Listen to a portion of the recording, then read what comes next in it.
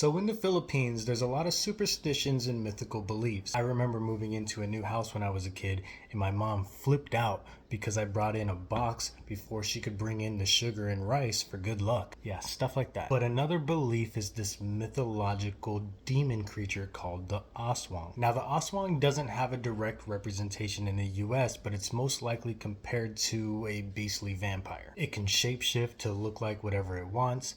It drinks blood, and it prefers human flesh. Oh yeah, and it hates garlic. The Aswang would lurk on rooftops and stare at their victims with the same look Michael B. Jordan gave Haley Steinfeld at their movie premiere. Now, the Aswang is pretty much an umbrella term which has a different specific meaning depending on the region in the Philippines. And these beliefs date way back before Spanish colonial rule. So fast forward right after World War II, and there's a group of Philippine rebel fighters that didn't agree with the American government's equal rights to the Philippines' natural resources. And they also believed America was rigging Filipino elections in their favor. America said, okay, bet.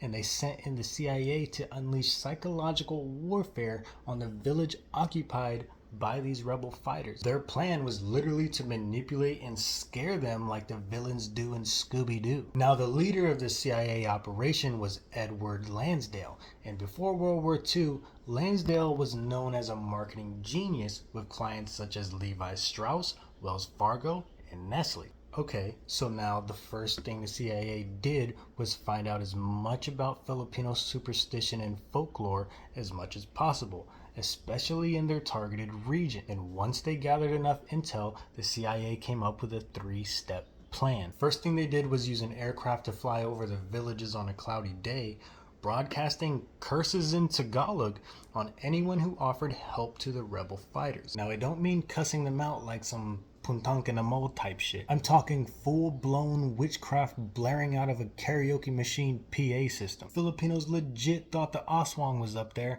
and the first wave of rebels began to surrender. CIA was like, oh shit, they believe that? So for the next step, the CIA went out in the middle of the night and painted big-ass eyeballs around the homes of suspected rebel sympathizers.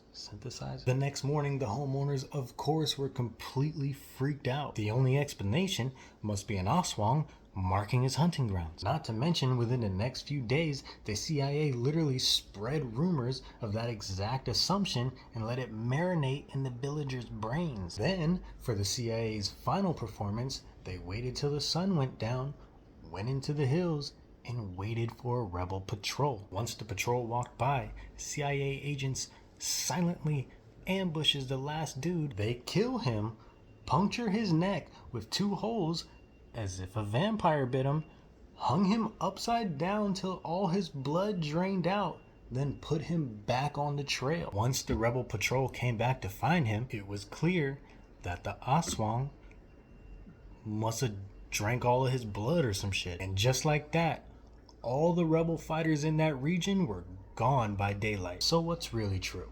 Is the Aswang a shapeshifter who looks like a regular Filipino person in the daytime? Or does the CIA shapeshift into vampires from time to time to get what they want? I don't know which one is scarier. Whatever it is, when they ask permission, don't let them in.